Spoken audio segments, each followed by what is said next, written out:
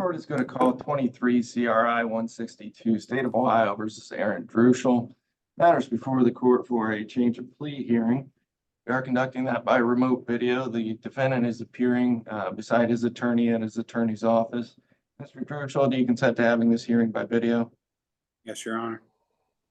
As I said, James Mayer, the defendant's attorney, is present on behalf of the State of Ohio's Attorney Salerno. This particular case was charged by indictment on March 11th, 2022 with 8 different counts. Attorney Salerno, would you please state for the record what the plea negotiations are?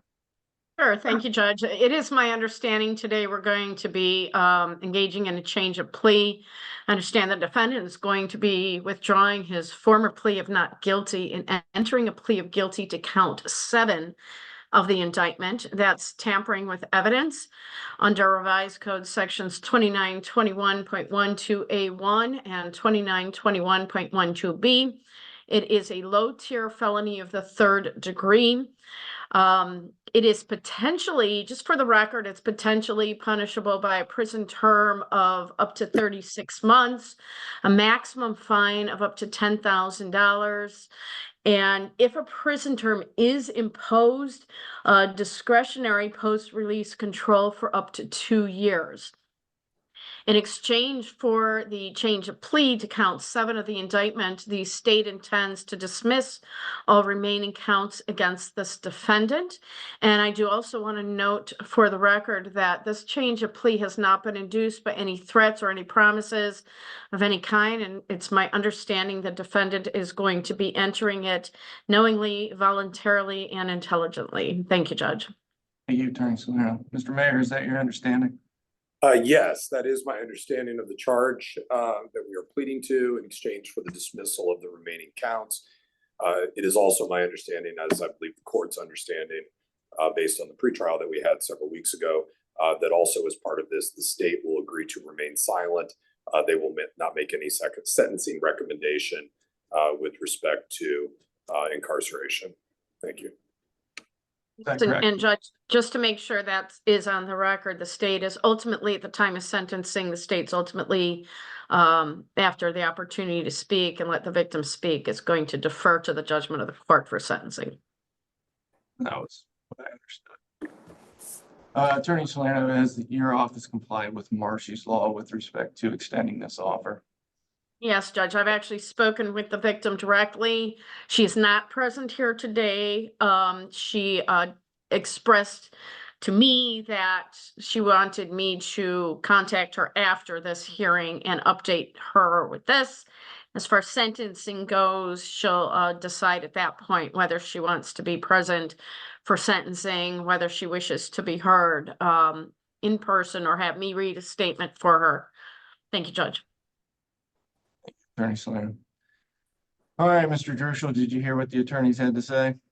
Yes, Your Honor.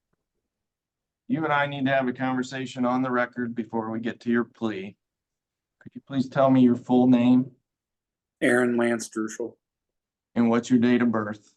September 1st, 1988. How far did you go in school?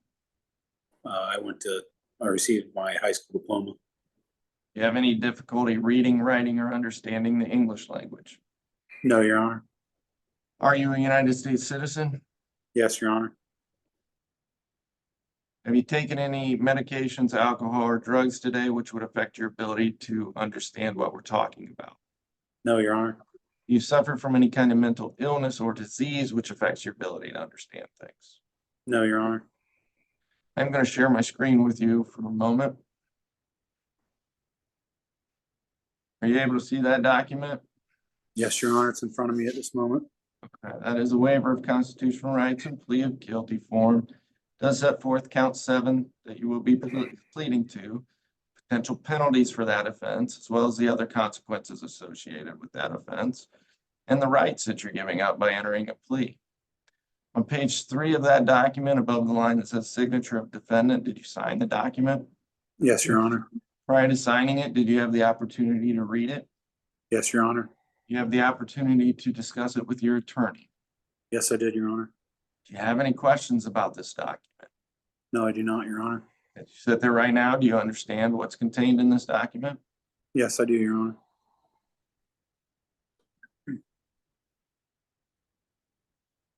Mr. Drushell, are you presently on any kind of probation, community control, parole, or post-release control? Yes, Your Honor. You just mean are you referring to your pretrial supervision here? Yes, Your Honor. Okay. Are you on any other kind of supervision? No, Your Honor. Do you have any other pending cases anywhere? No, Your Honor. Has anybody threatened you or forced you to enter a plea of guilty today? No, Your Honor. Has anybody promised you anything to get you to plead guilty? No, Your Honor.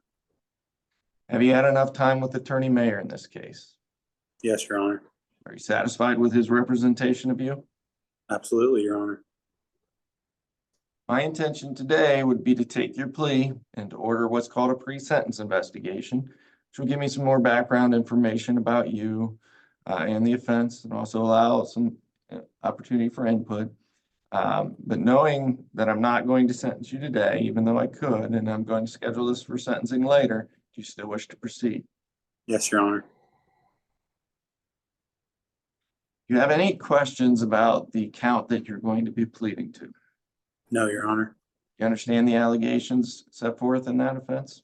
Yes, Your Honor, I do. You understand by pleading guilty, you're making a complete admission that you committed those allegations? Yes, Your Honor. You understand by pleading guilty, I am going to find you guilty and I am going to sentence you probably in about 4 to 6 weeks. Yes, Your Honor. You understand by pleading guilty, you're waiving your right to appeal any adverse ruling that the court might have made against you prior to today. Yes, Your Honor, I do. Now, with the potential penalties for this offense, the court could sentence you up to 36 months in prison. Do you understand that? Yes, Your Honor, I do. I could fine you up to $10,000 as well. I could order any restitution that might be appropriate, as well as court costs. Do you understand that? Yes, Your Honor, I do.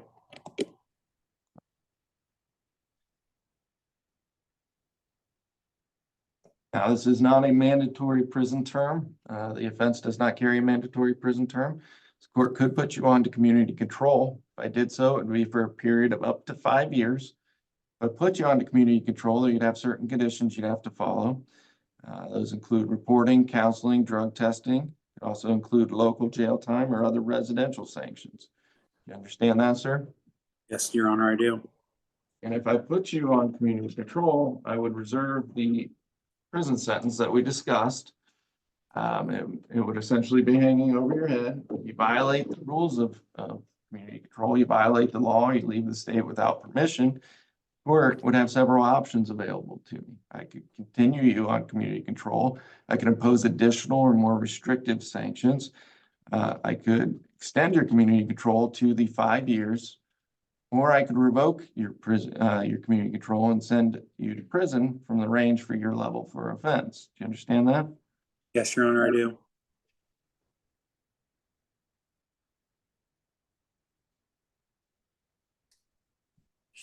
Back up just a second.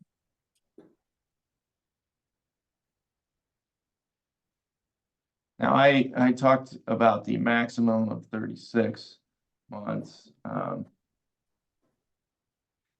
The actual potential terms, it's not 0 to 36. It starts at 9, goes at 9, excuse me, 9, 12, 18, 24, or 36, 30 or 36. Do you understand that? Those are the potential ranges. So it's not just a 1 month increment. It goes in that range. Sorry, I was drawing a blank. Attorney Mayor made me aware of that. All right. So if you're on community control, you would have the range of the 9 to 36 months over your head in those increments, though. You understand all of that? Yes, sir, I do. Okay. Now, if you are sentenced to prison in this case, when you get out of prison, you'd be subject to an optional term of post-release control. It is optional in this case of up to 2 years. If you're placed on post-release control, again, you'd have certain rules you'd have to follow. If you violate those rules, the parole board could send you back to prison in 9-month increments for a rule violation, but not more than 1/2 of your originally stated term for all violations. Do you understand that? Yes, Your Honor, I do. If you commit a new felony while you're on post-release control, in addition to being sentenced on the new felony, that court could terminate your post-release control and impose a consecutive prison term to anything else you get of 1 year, the time left on post-release control, whichever is greater. Do you understand that? Yes, Your Honor, I do. Any questions about post-release control? No, sir, I do not. Now, with respect to your appellate rights, any notice of appeal does have to be filed within 30 days of the sentencing entry. If you couldn't afford an attorney for the appeal, one could be appointed to you if you were indigent upon your request. Likewise, the cost of an appeal, including the preparation of a transcript, could be paid from public funds if you were found to be indigent. Do you understand that? Yes, Your Honor, I do. All right, Mr. Drushell, last thing we need to discuss before your plea are your constitutional rights. As you sit there right now, you are presumed to be innocent. Do you understand that? Yes, sir. And you understand, I know we've had a trial on this once, but you understand you still have the right to a jury trial and to a jury of 12 people? Yes, Your Honor, I do. You understand the state has the burden of proof at that trial, and they have to prove to all 12 of those jurors that you were in fact guilty beyond a reasonable doubt as to every essential element of the crimes charged? Yes, Your Honor, I do. Understand you'd have the right to have Attorney Mayer there with you at the trial, and he could confront or cross-examine any witnesses who testified against you? Yes, Your Honor, I do. Understand you could have your own witnesses come to that trial. If they didn't want to appear voluntarily, the court could subpoena them and make them appear? Yes, Your Honor, I do. And then the last right you have is you cannot be forced to testify against yourself. If you chose not to testify, that fact could not be used against you to prove your guilt. You understand that right? Yes, Your Honor, I do. You have any questions about your constitutional rights? No, Your Honor, I do not. You understand by pleading guilty, you are waiving those constitutional rights? Yes, Your Honor, I do. You have any questions for me before we proceed to your plea? I do not, Your Honor. You need any additional time to talk to Attorney Mayer? No, I do not, Your Honor. Mr. Drushell, with respect to count 7, tampering with evidence, a felony of the 3rd degree, what is your plea? Guilty, Your Honor. Record will reflect the defendant is making a knowing, intelligent, and voluntary decision to withdraw any prior pleas of not guilty to count 7, instead entering a plea of guilty to that charge. Court's finding the defendant has been informed of all of his constitutional rights, that he understands the nature of the charge, the effect of a plea of guilty, as well as the possible penalties that could be imposed. Therefore, the court is accepting your plea of guilty and entering a finding of guilty as to count 7 at this time. Attorney Salerno, with respect to the remaining counts? Thank you, Judge. The state will dismiss the remaining counts against the defendant at this time. On motion of the state, the remaining counts are dismissed. Court is going to order a pre-sentence investigation. Mr. Mayor, do you have the questionnaire and paperwork for that? I do, Judge. We're gonna have that printed out, get that process started for him. Okay, thank you. Mr. Mayor will provide the paperwork to you, Mr. Drushell, to fill out for the pre-sentence investigation. It'll say right on it where it needs to go when you're done. If you have any questions about that, please contact your attorney.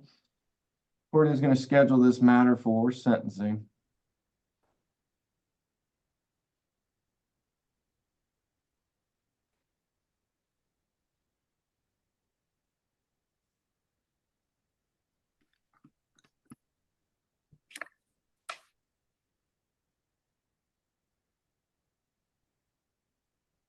Mr. Mayor, are you available on February 26th?